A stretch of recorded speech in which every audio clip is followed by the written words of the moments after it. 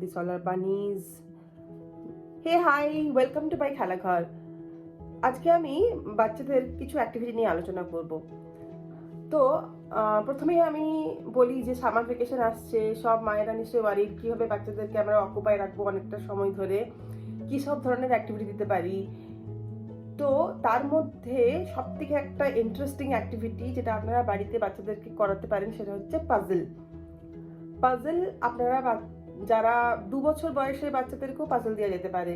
মোটামুটি তাদেরকে আমরা যখন পাজল দেবো 2 থেকে 3 পিসেস পাজল দিয়ে শুরু করব।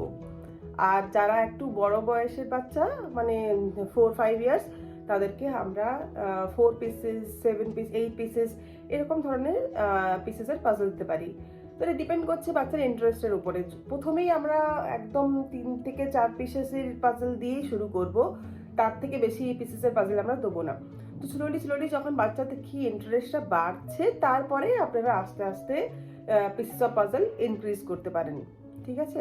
বাট কেন পাজল কেন দিতে হবে? কারণ পাজল হচ্ছে একটা এমন অ্যাক্টিভিটি যে অ্যাক্টিভিটিটা বাচ্চার কনসেন্ট্রেশন স্কিল ডেভেলপ করে। একটা বাচ্চা যখন পাজলটাকে কমপ্লিট করছে তখন তার মধ্যে একটা স্যাটিসফ্যাকশন আছে যে আমি এই ছোট স্মল পিসেস দিয়ে একটা সুন্দর জিনিস কমপ্লিট করলাম। তো এটা বাচ্চাদের মধ্যে একটা কনসেন্ট্রেশন স্কিল ডেভেলপ করে, বাচ্চাদের পেশেন্স ডেভেলপ করে, তার সাথে সাথে কগনিটিভ স্কিল ডেভেলপ করে, কারণ এখানে ম্যাচিং করতে হচ্ছে। এটা একটা খুব ভালো ম্যাথামেটিক্যাল স্কিল ডেভেলপ করারও অ্যাক্টিভিটি। আমার কাছে এখানে কিছু পাজল আছে, সেগুলো আমি আপনাদেরকে দেখাচ্ছি। যেমন ইনিশিয়ালি মানে আমার ছেলে যখন একদম ছোট ছিল তখন আমি ওকে এই রকম ধরনের পাজল দেওয়া শুরু করেছিলাম, একদম ইনিশিয়ালি যখন 2 বছর বয়স। তো সেই 2 বছর বয়সের বাচ্চাদের জন্য আপনারা এইরকম ধরনের কিছু পাজল দিতে পারেন, যেখানে যেমন ধরুন এখানে আমি একটা দেখাচ্ছি বের, ঠিক আছে? বের আর তার সাথে সাথে ম্যাচ করতে হবে where is baby bear, this is mama bear, আর মামা বেয়ারের সাথে বেবি বেয়ার ম্যাচ করতে হবে। তারপরে হলো বেবি বেয়ার, ঠিক আছে? এবারে মামা বেয়ার, বেবি বেয়ার, তারা কোথায় থাকে? তারা থাকে কোথায় থাকে? Match cave. আমি তো এটা খুব ইজিলি করছি, বাট বাচ্চাদের জন্য এটা ডিফিকাল্ট হবে ডেফিনেটলি। আর তাছাড়া বাচ্চারা আরেকটা কি করে বুঝবে, এই পাজলটা আমার খুব ফেভারিট, আমি ওই জন্য এটা রেখে দিয়েছি। কারণ এই যে ওপরের কালারটা দেখতে পাচ্ছেন, সবগুলো ডিফারেন্ট কালার আছে। তো এই কালারটা দিয়েও বাচ্চারা ম্যাচ করতে পারে। তো এই পাজলটা যখন বাচ্চারা করছে তখন তাদের একটা অ্যাক্টিভিটি করা হচ্ছে, তার সাথে সাথে তাদের অনেক কিছু নলেজও গেইন করা হচ্ছে। যেমন মামা বের, বেবি বের, কে মামা, তার বেবিদেরকে কি বলে, কোনো অ্যানিমেলস বেবিদেরকে কি বলে, তারা কোথায় থাকে, সেই জায়গাটাকে কি বলে।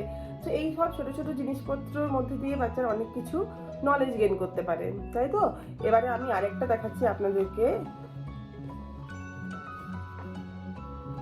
যেমন হর্সের বেবি, কোথায় গেল হর্সের বেবি? সেম কালার ম্যাচ করে আমাকে দেখতে হবে। এটা একটা বাচ্চাদের সেন্সারি অ্যাক্টিভিটিও হয়ে গেল, কারণ কালারটা বাচ্চাদেরকে ম্যাচও করতে হচ্ছে, তার মধ্যে দিয়ে বাচ্চারা জানতেও পারছে। হর্সের বেবি হচ্ছে ফোল। আর হর্স থাকে কোথায়? হর্স থাকে স্টেবলে। তো এটা একটা ভীষণ ইন্টারেস্টিং পাজল, যেটা আমার ভীষণ ভালো লাগে। এটা ছাড়াও এটা অ্যানিমেলসের মধ্যে হয়ে গেল। এবারে এইরকম ধরনের আপনারা পাজল পাবেন, আমাজনে পাওয়া যায়। এগুলো হচ্ছে ফ্রুটসের উপরে পাজল, বিভিন্ন ধরনের ফ্রুটসের উপর পাজল থাকে। তো বাচ্চা যখন এটা কমপ্লিট করবে না, তার মধ্যে একটা অদ্ভুত স্যাটিসফ্যাকশন থাকে। আমি যখন স্কুলে জব করেছি আমি নিজে সেটা নোটিস করেছি, যখন এটা কমপ্লিট করছে তাদের মধ্যে অদ্ভুত স্যাটিসফ্যাকশন যে আমি একটা নতুন কিছু বানালাম, নতুন কিছু নিজের চেষ্টায় কমপ্লিট করলাম। তো আপনারা ডেফিনেটলি পাজল স্লোলি বাচ্চাদের কাছে ইন্ট্রোডিউস করতে পারেন।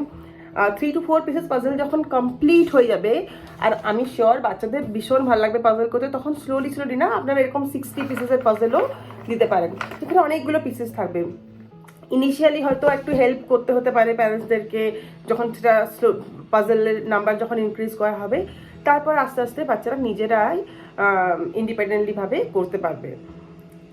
আমি আবার নেক্সট আমার ভিডিওতে আসবো অন্য কিছু অ্যাক্টিভিটি নিয়ে, যেটা আপনারা বাড়িতে করতে পারেন, আর সেটার ইম্পর্টেন্স, সেটা কেন করা উচিত, কোন বয়সে বাচ্চাদেরকে এভাবে অ্যাক্টিভিটি দেওয়া উচিত, সেটা নিয়েও আলোচনা করব। ঠিক আছে? আজকের মতো টাটা, দেখা হচ্ছে আবার খুব তাড়াতাড়ি, বাই।